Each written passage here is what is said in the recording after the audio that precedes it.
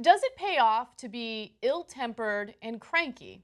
Conventional wisdom says that if you are optimistic and in a good mood, you're more likely to be successful, you're more likely to attract so-called good karma. But the reality is that study after study indicates that if you are a grumpy cat, you're more likely to get what you want.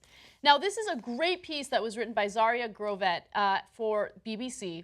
And the argument here is, hey, you know what? If you're a pessimist rather than an optimist, you might actually have the cards stacked in your favor, okay? Here's what Grovet writes. Cranks may be superior negotiators, more discerning decision makers, and cut their risk of having a heart attack.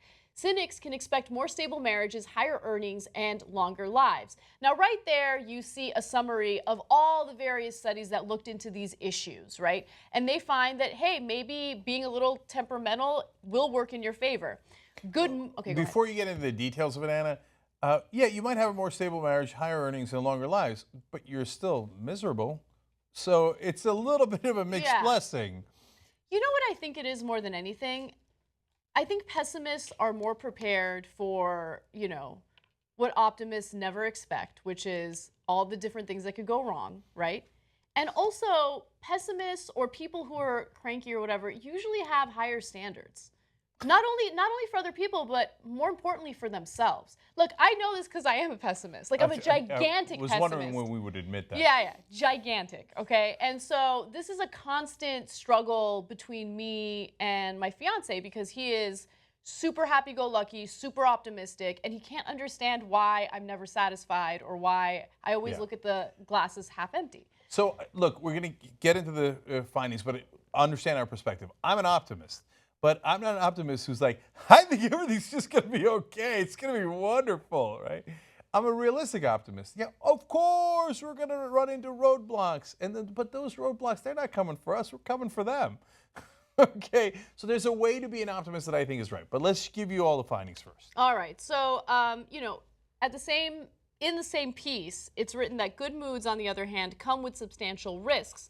Sapping your drive, dimming attention to detail, and making you simultaneously gullible and selfish. Positivity is also known to encourage binge drinking, overeating, and unsafe sex. Now, so there again, let me pause to say, okay, I get why that makes sense. Because the optimist is like, oh, I'll lose weight later. Maybe and maybe not. And by the way, I'm an optimist. I think it shows. And so if you're satisfied and you're happy, well, you're more likely to be complacent. That's right, and you're more likely to minimize the danger that you might actually be in. So I get that part, and that is a really hard thing to struggle with. Yeah. Because I think, well, I want to be happy enough because that's what are we living for, right?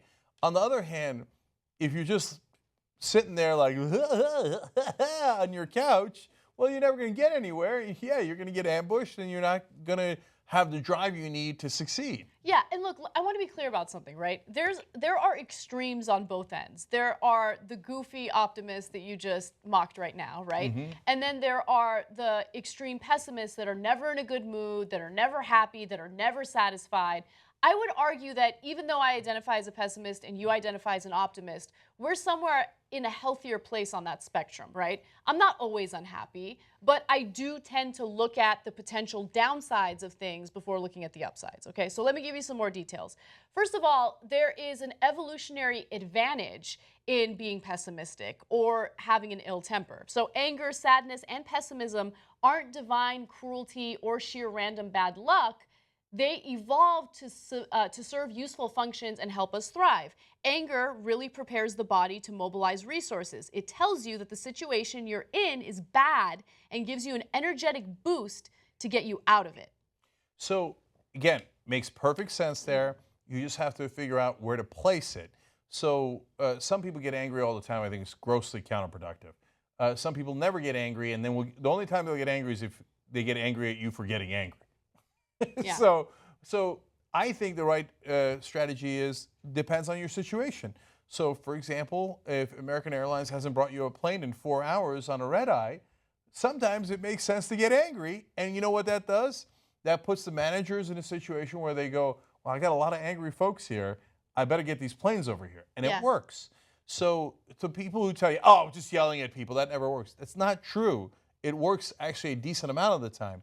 But if you keep on doing it, well, you're going to burn people out. Yeah. And it's going to be terribly counterproductive, and nobody's going to want to be around you or work with you. And it's not just about anger influencing the way you treat other people or influencing whether or not you yell at other people. It's about how anger motivates you to take a different course or to, do something that gives you the end result that you want. It gives you the motivation necessary, right? And they write about that as well. Though it's thought to have evolved primarily to prepare the body for physical aggression, this psychological response is known to have other benefits, boosting motivation and giving people the gall to take mental risks. And I know that that certainly happens with me. Whenever I'm told you can't do something, that angers me. And I use that anger to fuel, my motivation and to push for what I want. And I usually get it.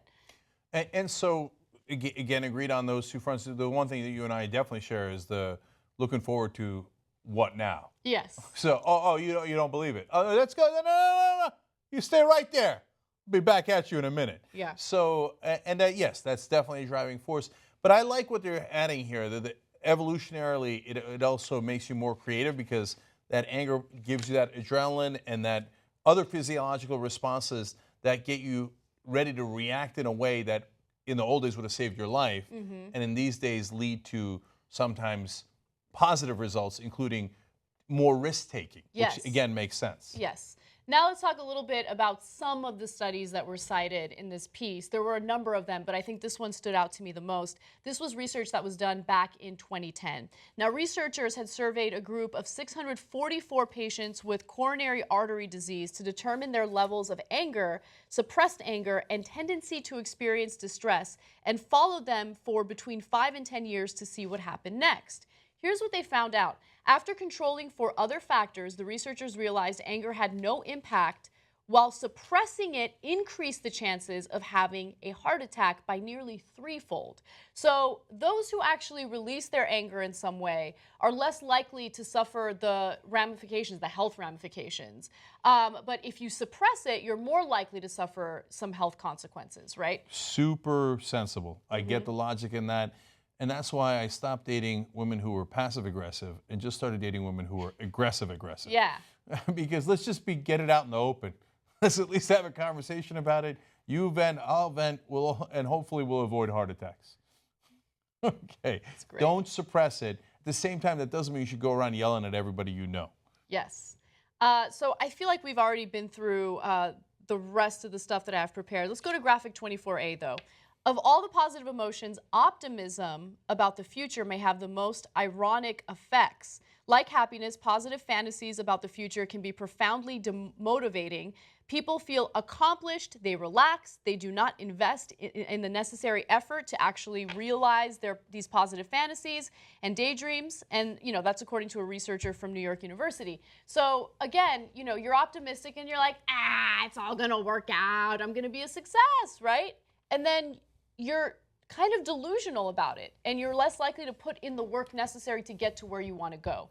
So, being a little more fearful about your future usually makes you a little more motivated to take the necessary steps to achieve what you really want. Okay, that's the part of the study I totally disagree with. Really? So, of course, it depends on the person, but they're almost assuming, like I can almost feel that the researcher was a pessimist. Okay, they're almost assuming that if you're happy, you're a knucklehead, right? Like, I'm optimistic, man, but I don't know why.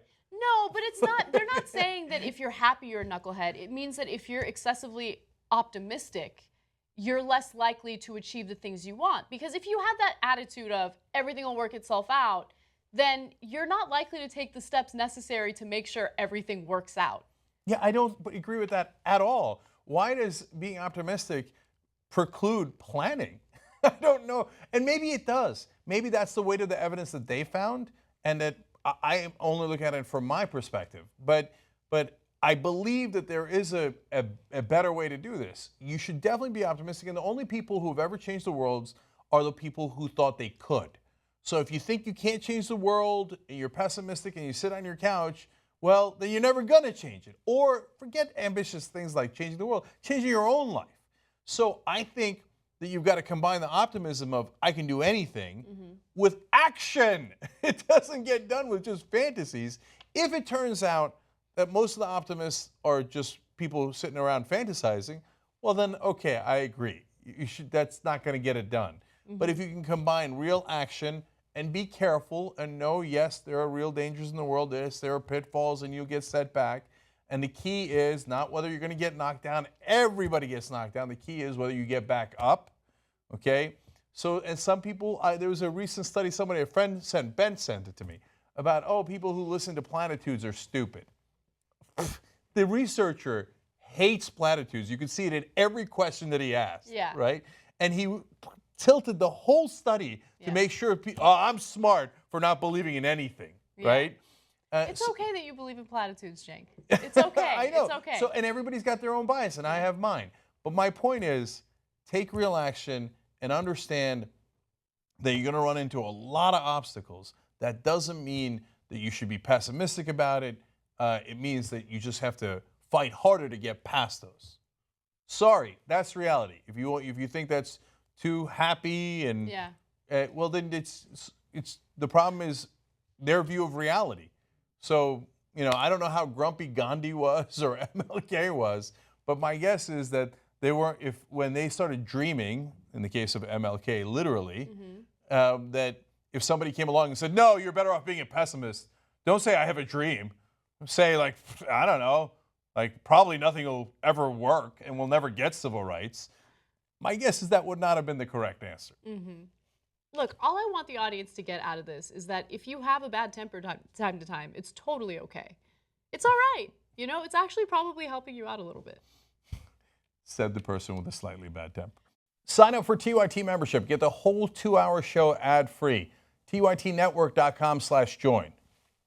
Please believe me.